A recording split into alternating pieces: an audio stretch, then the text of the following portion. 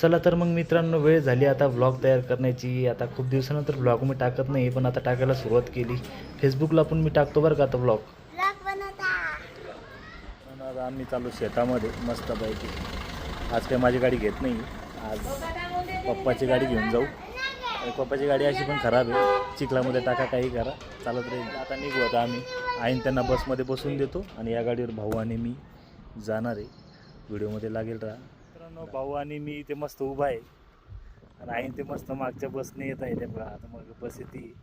आम्ही अर्ध्या रस्त्यामध्ये आलो आहे, थांबतोय जरा इथे, वाट बघतोय त्यांची. ते पुढे गेले म्हणजे आम्ही मागून तिथं पोहोचू.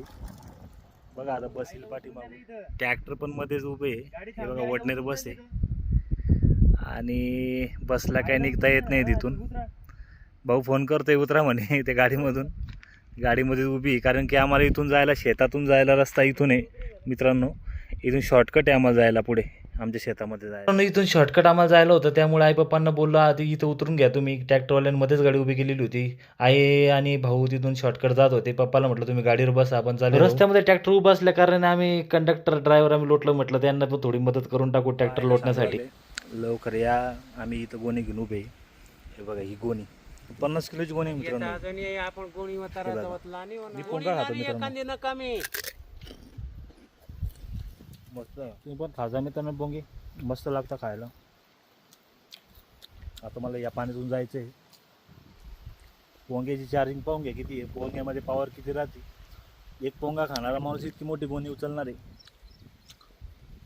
ही गोणी इथं घेणार आणि जाणार शेतामध्ये ठेवून येणार, कारण की इथून गाडी जात नाही मित्रांनो पुढे. आता गाडी टाकली असते मी, गाडी जात नाही. गाडी टाकली तर पूर्ण फसून जाईल पूर्ण. मी पप्पा ते बोलत होते नको घेऊ म्हणे खांद्यावर गोणी, पण मी कसला ऐकतो, मला गोणी उचलून द्यायला पाहिजे म्हणून भाऊला पण बोलून टाकलं. पप्पा म्हणे कंबर किंबर तुटली तर अजून तू डोक्याला ताण आणशील म्हणे आम्हाला. मित्रांनो घेतली मी आता गोणी, चाललोय आता.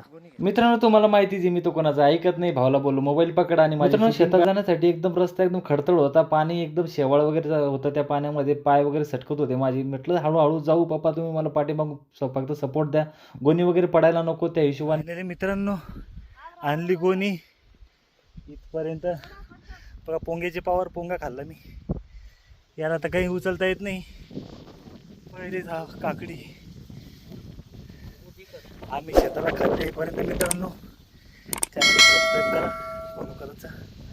भेटू नेक्स्ट व्हिडिओमध्ये. Bye bye.